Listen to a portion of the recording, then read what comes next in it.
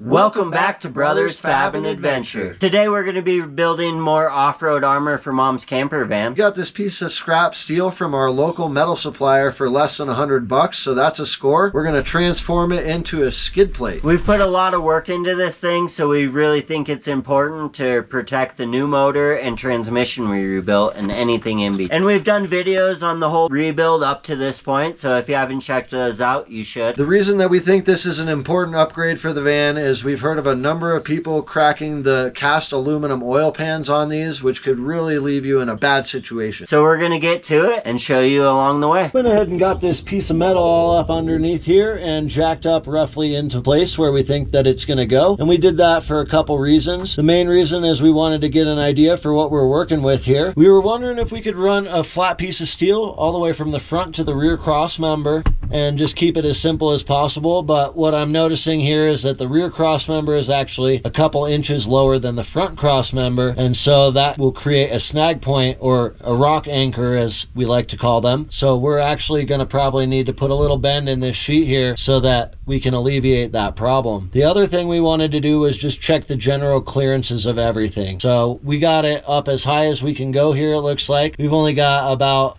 a ½ inch from the differential, between the plate and the differential, but we've got at least 2 to 3 inches between the oil pan of the motor and the skid plate, and even more so on the transmission oil pan, especially because it's going to start angling down back there. We also noticed that we have a little bit of clearance issues with the control arms up here, so we're going to have to narrow the plate down a little bit up there so that we don't have anything running into each other. But we've basically got a pretty good idea what we're working with here, and we're gonna bring this back down and start modifying it to fit our needs. We're also gonna have to extend the plate a little bit to make it work. We got some lines marked out here so that we can do the cutouts to narrow it for control arms there, so gonna give it a shot with the plasma.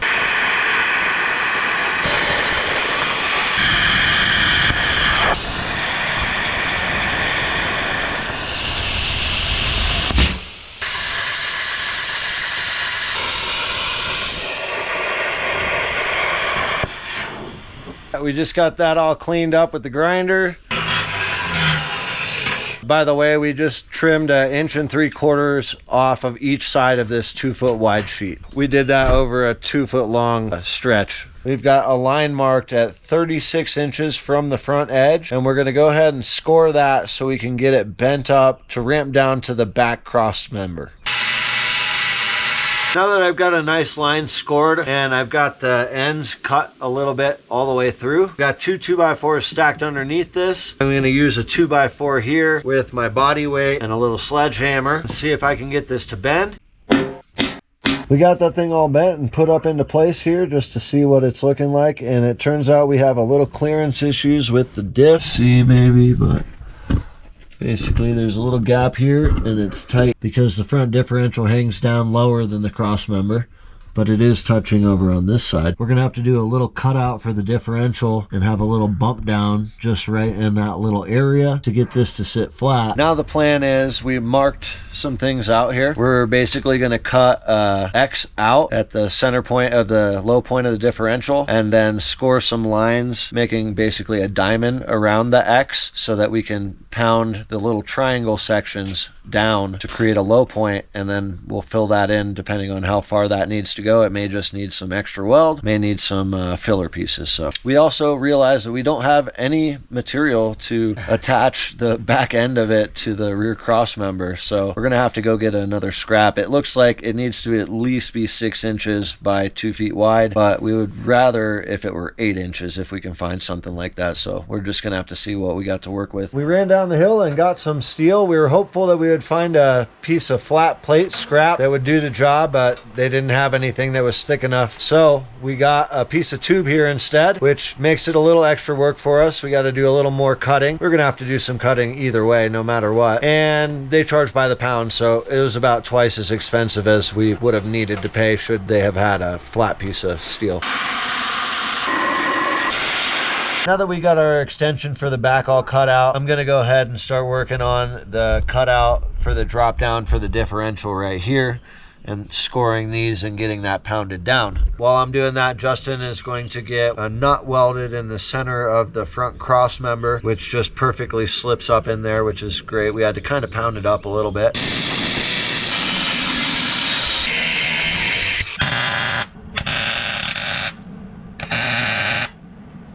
Fire in there. Now that all these lines are scored, I got some 2x4s underneath here, paralleling the line, and a log on this side. I'm just gonna try pounding it down with a hammer and see what happens. Should work.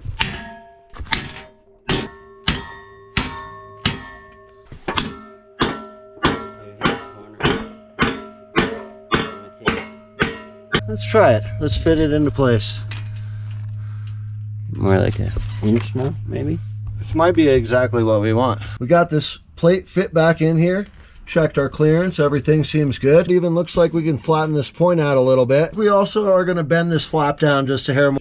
Pretty good amount of clearance. From what I can tell, it seems like we can actually remove a lot of that low-hanging stuff in the middle. Basically score another line and flatten those flaps back up. Probably about an inch or two down the flap. Doesn't really need that much extra clearance right under the middle. So we're gonna raise it back up as much as we can, and we'll weld that all back together. And that little bump down shape will actually provide a bunch of strength to this flat plate. So that'll be a little less bracing that we need to do to ensure that it doesn't have any deflection.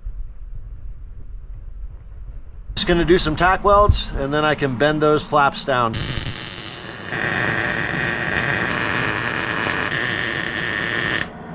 Might do a couple other tacks on the inside just to make sure it's extra rigid while I'm pounding on it. Got these lines all scored, so now I'm just gonna try to flatten this out.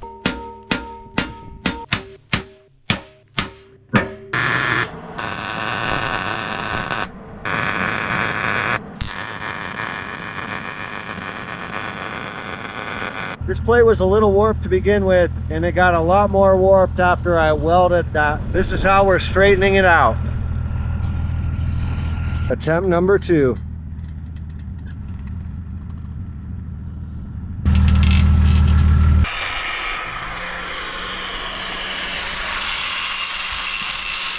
Making some middle supports for this. So we're just gonna go off of the diff mount and axle mount, I guess. Just give it a little support in the middle there. Yeah, we did it in a way that's kind of slick. We slotted the top holes, so you should be able to just slide it up in there and then tighten it down. But it'll be separate from the rest of the skid plate, so you don't have to worry about fishing it into those little spots. But that also made it so we didn't have to pull the bolts all the way out. By slotting them, we just had to loosen them and get room for them. We got this back piece that's going to attach the main piece to the rear cross member in place here, and so we're ready to tack it together. We've got it clamped up, everything's centered where it's supposed to be. We also got Justin's brackets in the... Now that we got the back piece all tacked on here, and we also added some braces, I can pull it back out of here and get it all welded up. I'm going to go nice and slow so that I don't warp it.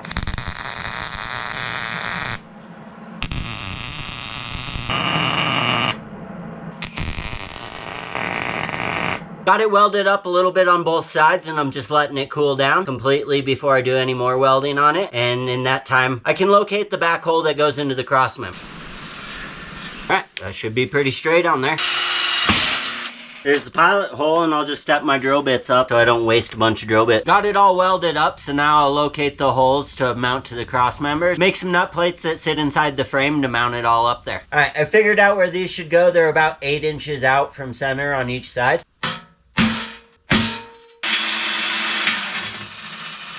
Alright, those are all done. Went ahead and got this thing all test fitted after these 2 big seams got welded out here, just to make sure everything still looked good, and it did. So we're gonna go ahead and finish welding out our holes for our mounting, and we're gonna weld out these wings because we verified we liked where they are bent up to, and this will help add some rigidity, some structure to this what was once a flat plate of steel here, because it's still got a fair bit of deflection here, as you can see.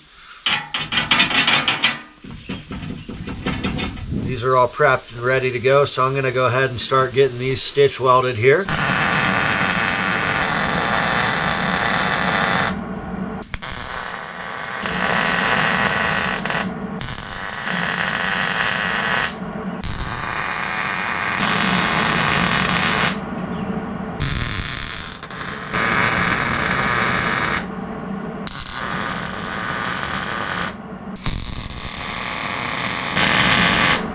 Went ahead and got this one all tacked on here and got this one all prepped and ready to go. So we're gonna get that tacked on now. To stiffen up the midsection of the plate here, we're just gonna hold this as tight as we can and tack it in a bunch of places. Make sure it's good and straight. Fill in the other braces that we want and test fit it before we weld anything in for good. We went ahead and added all this extra bracing in here, and then we went and gave it a good test fit just to make sure everything cleared still, which it did. So nothing was real close. So we're gonna go ahead and weld all this out now.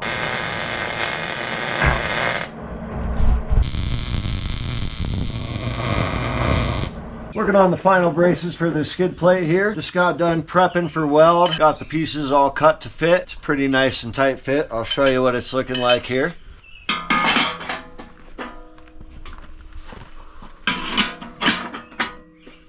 We also added this brace in here at the very back connecting point as well. Got all the nut plates made for inside the frame.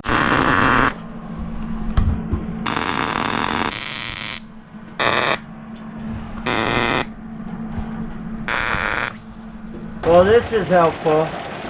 Yeah, real helpful. So, as you can see, it no longer has any deflection like it had before in the middle of the sheet here. All this extra bracing really did a good job at stiffening everything up. Once that's bolted into place, it really shouldn't have any movement at all. But full disclosure, with how I welded this out, I did get some pretty serious warping in the middle here. So hopefully that's not a problem. And I think that's because I started in the middle and I had a lot of welds and that sucked it down, which fortunately it did suck it down. That'll give us more clearance from anything that was close. So it really shouldn't be a problem. If I was smarter, I would have been better about jumping around and starting at the outside edges and doing just a little bit of welds in the middle at a time. At any rate, we're pretty happy with it, and I think we're going to go ahead and throw it in. One other thing worth mentioning is a lot of people want an access panel for doing oil changes, so you'd have one for your drain plug and one for your oil filter. And to me, you got to have at least 8 bolts to do those 2 access panels to have them covered up and not a giant hole that things are going to get snagged or smash your oil pan still. So we decided against that. We're just going to drop the same 8 bolts and remove the whole skid plate. That way we can clean it and have full access to everything underneath. That just made sense to us. But if we decide we hate that in the future, we'll cut an access panel and make that happen.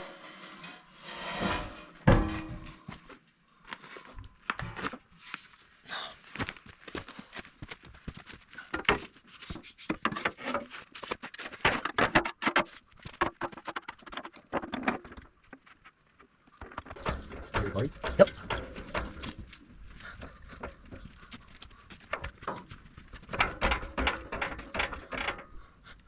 Did I jump the gun? Do you still need to tighten those bolts? No. Okay. All right, so I'm going to put the middle bolts in to kind of hold it.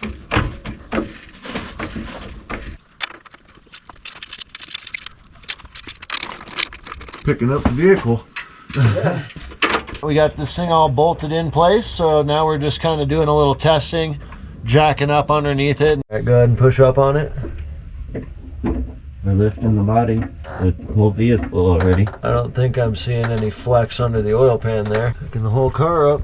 Right on the deck.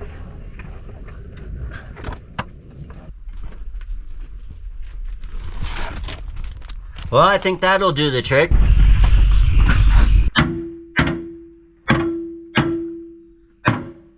Man, that thing could eat rocks all day probably. So we're pretty satisfied with how the skid plate turned out. We ended up protecting a lot of stuff. The steering, the differential, the drive shaft, the exhaust, the engine oil pan, as well as the transmission oil pan. We should be pretty safe to take it on harder off-road trails now without worrying about damaging anything. That's going to be all for this time. Hopefully next time we're out testing it out and trying to see how well it works. See if we can find any rocks to put it to use on.